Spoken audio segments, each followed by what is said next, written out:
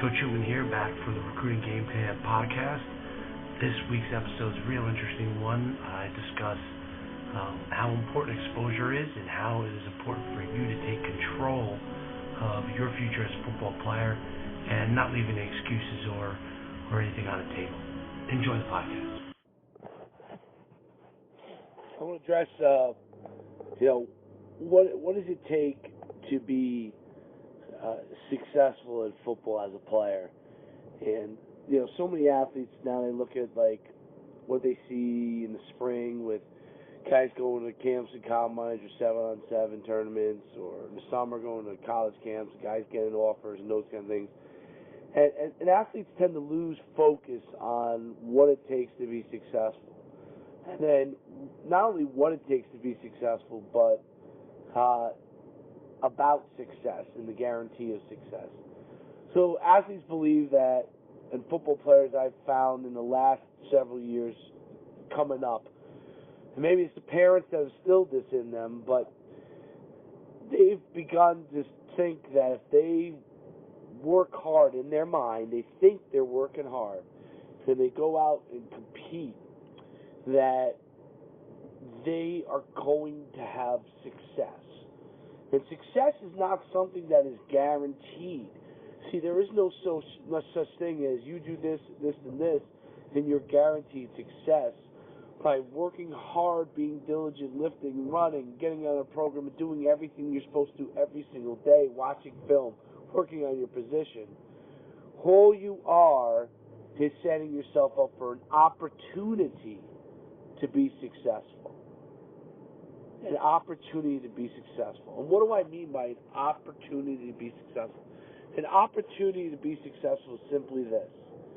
You've prepared, you've developed yourself, you've learned what you have to learn, you've competed, you've learned through trial and error, you've developed your speed, you've developed your strength. Now you're in position to go and compete and do the things that are necessary to be successful. Now, some people will have great success. Some people will have modest success. Some people will have no success.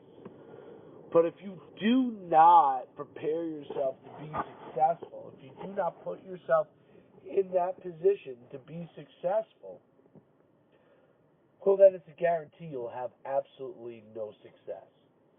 So I think it's hilarious when guys and athletes will come to me and ask questions like, Coach, I need exposure. Like, I need exposure to a college camp. I need exposure to a college. I need you to help me with exposure. Well, what have you done to help yourself to get that exposure? Have you developed your highlight tape? Okay, that's step one. If you haven't done that, you need to do that. If you've developed your highlight tape and it's sloppily put together and you don't have your best plays in front, then you've not done it. Have you reached out to college coaches? Sending them your huddle link without any information is not reaching out to college coaches. It is imperative that you introduce yourself, develop a profile, call the college coach, and put yourself in a position to be successful. Okay? Have you reached out to enough places? Have you gone to camps? How often have you competed? Have you asked your high school coach to help you? Have you asked your strength and conditioning coach to help you? Are you really doing everything you can to be the best football player that you can be? Are you really doing everything you can to get the best exposure, to get your name out there? Are you really doing it, or are you just hoping? There is a very big difference between hoping, wanting, and doing. People who hope for something to happen say, hey, I played football, hopefully that gets me exposure. No. Wanting something to happen is, I want to be a college football player. But what are you doing? Actually doing it is actually the labor of going ahead and actually physically making sure you have a checklist of all the things you've got to do on a regular basis to go and help yourself be recruited. And you must also understand the size and athleticism dynamics of college sports, not everybody, actually the vast 99% majority of you are not going to play Division I football. Find a place where you are a good fit. Find a place where your talent, your academics fit.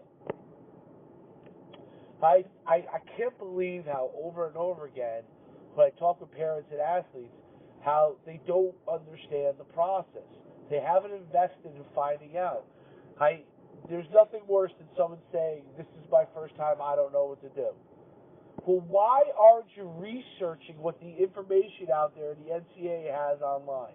Why aren't you going to every college that you're interested in website and look at who they recruit? Why aren't you building spreadsheets of that information so you know which schools recruit what type of player, what kind of grade level, what kind of college you want to go to, what kind of major?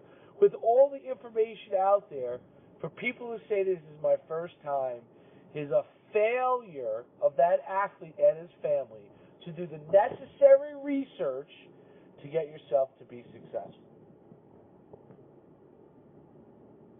A failure to do the necessary research, ask the necessary questions to get yourself a chance to be successful. Then what happens, people get disenchanted with the recruiting process. So let's look at the positive side of this. The positive side is you control the ability to find out the information. And there's so many camps and combines and showcases and all-star games that you can compete on over and over again, and track teams that you can play on to get track times so people know how fast you are, and 40-yard dashes you can run. There are so many opportunities for you to go and compete, and yet people don't do it. Do not listen to the people who say, just wait for your high school football coach to do it. Your high school football coach is your most valuable resource, but don't wait from a recruiting standpoint for your high school coach to do that.